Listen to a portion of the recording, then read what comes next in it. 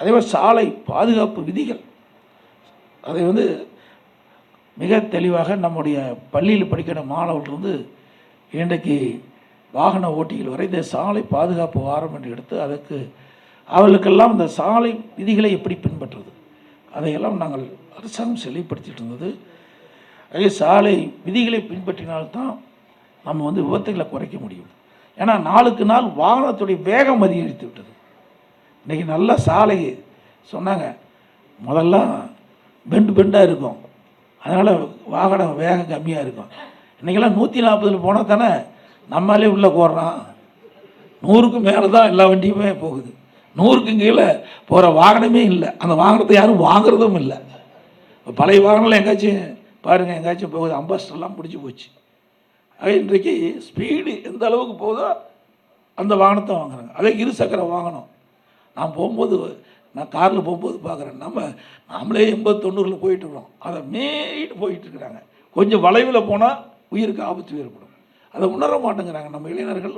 அதை நம்ம கடைபிடிக்க வேண்டும். விலை மதிக்க முடியாத உயிர். அதை நாம் பெற்றோர்கள் தான் அட்வைஸ் பண்ணணும். அது ஒரு டீனேஜ் என்று சொல்கின்ற அந்த வயதில் என்ன செய்வதென்றே அறியாமல் செய்கின்ற அறியாமை. அதனால் யாரெல்லாம் பாதிக்கிறார் என்பதும் அவருக்கு புரியல. முதல்லாம் 3 குழந்தை 4 குழந்தை இருந்தது. இப்போ பையன் பிறந்தா ஒரே குழந்தையில் நிறுத்திக்கிறாங்க, 2வது குழந்தையே போகிறதில்ல. அப்படியே மீறி போனாலும் 2 பெண் குழந்தை தான் வச்சுக்கிறாங்க. அப்படிப்பட்ட காலகட்டத்தில் நம்முடைய குழந்தைகளை சரியான பாதையிலே அவளை அழைத்து செல்ல வேண்டும். பெற்றோருடைய கடமை இதில் இருக்குது. சில பெற்றோர்கள் ரொம்ப கண்டிப்போடு வளர்த்துறாங்க. சில பெற்றோர்கள் தங்களுடைய குழந்தைகளுக்கு அதிக பாசத்தை காட்டி அதனால் ஏற்படுகின்ற விளைவுகள் அதிகமாகிறது. பாருங்கள், பைக்கில் பாருங்கள், எந்த ஸ்பீடாக போதும் அந்த பைக் தான் வாங்குறாங்க. நான் கூட நிறுத்தி கேட்குறது, இந்த பைக் என்னப்பா வேகத்தில் போகிற, எங்களை ஓவர்டேக் பண்ணிட்டு போகிறீங்க, இதை போனால் என்ன விபத்து ஏற்படுதில்ல. இதை அவங்கள புரிய வைக்க வேணும். அதுதான் முக்கியம். அவர்கள் போக வேண்டும் என்பதற்காக போகலாம். அந்த வயது அப்படிப்பட்ட வயது. அந்த வயதில் எல்லாமே நம்ம தாண்டி வந்திருக்கோம். அந்த வயது தாண்டி தான் நாம் வந்திருக்கோம். நமக்கு அந்த வசதி வாய்ப்பெல்லாம் அந்த காலத்தில் இல்லை. இப்போ வசதி வாய்ப்பு நம்முடைய குழந்தைகளுக்கு அதிகமாக வந்துட்டுது. பெற்றோர்களும் அந்த வசதி வாய்ப்பை நம்முடைய குழந்தைகளுக்கு கொடுத்து அவர்களும் மகிழ்ச்சியோடு இருக்க வேண்டும் என்று நம்ம ஆசைப்பட்டு வாங்கி கொடுக்குறோம். அதனால் அவர்களும் நம்ம நம்முடைய பெற்றோர்களும் அவர்களுக்கு உதவிகரமாக இருந்தால்தான் இந்த விபத்துகளை நம்ம தடுக்க முடியும். 2வது, இன்றைக்கு அதிகமாக உற்பத்தி ஆகுது. அன்றைய ஒரு 30-40 வருஷத்துக்கு முந்தி இருந்து வேறு. இன்றைக்கி உற்பத்தி அதிகமாகிட்டுது. உற்பத்தி ஆகின்ற பொருளை கொண்டு போகணும், அது டிரான்ஸ்போர்ட் வெஹிக்கிள் அதிகமாகிட்டுது.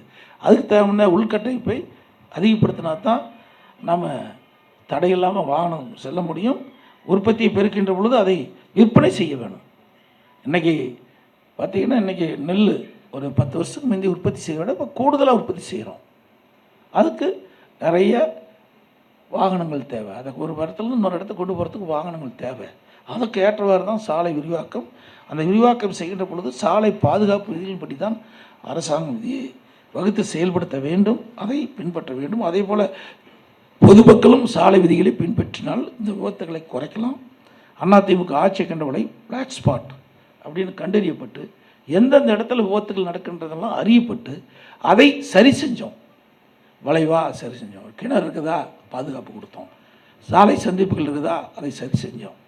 இப்படி பிளாக் ஸ்பாட்டை கண்டறிஞ்சு விபத்துக்கள் எங்கு அதிகமாக ஏற்படுகின்றதோ அந்த பகுதி கண்டறிந்து அந்த விபத்தை தவிர்ப்பதற்குண்டான நடவடிக்கையெல்லாம் அதிமுக அரசு எடுக்கப்பட்டது என்பதையும் இந்த நேரத்தில் குறிப்பிட விரும்புகிறோம். அதே மாதிரி கல்லூரி கேட்டாங்க. கல்லூரி நிறைய கல்லூரி திறந்தது அதிமுக ஆட்சியில் தான். நீங்கள் சட்டக்கல்லூரி ஆகட்டும், மருத்துவக் கல்லூரி ஆகட்டும் திறக்கலாம். ஆனால் மெரிட்டில் தான் நாங்கள் சேர முடியும், மெரிட்லாம் சேர முடியாது. எங்கள் பகுதியில் கூட சட்டக்கல்லூரி திறந்தாங்க. நான் கேட்டேன், எவ்வளோ பேர் படிக்கிறாங்க? 6 பேர் தாங்க நம்ம மாவட்டத்தில் படிக்கிறாங்க.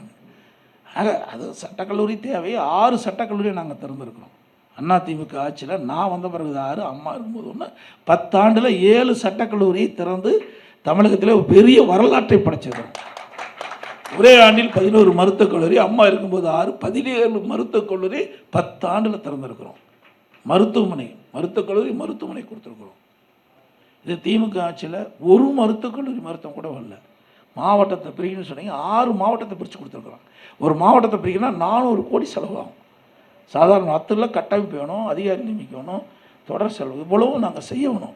இந்த ஆட்சியில் என்ன செய்கிறாங்கன்னே தெரியல. கடன் தான் நிறையா வாங்கிட்டு இருக்கிறாங்க. அதே மாதிரி வருவாய் அதிகமாகிட்டுது. இங்கெல்லாம் வணிகர்கள் வந்திருக்கிறாங்க. இதை சொல்லி ஆக வேண்டும் என்ற சூழ்நிலை சொல்கிறேன். 2020-21 அதிமுக ஆட்சியில் வந்த வருவாயை விட 2024-25 திராவிட முன்னேற்ற கழகத்தில் 1,36,000 கோடி கூடுதலாக வருவாய். இவ்வளோ வருவாய் திட்டங்கள் எதுவுமே இல்லை. நாங்கள் இவ்வளோ கல்லூரி திறந்திருக்கிறோம், இவ்வளோ பாலங்களை கட்டி கொடுத்துருக்கோம்.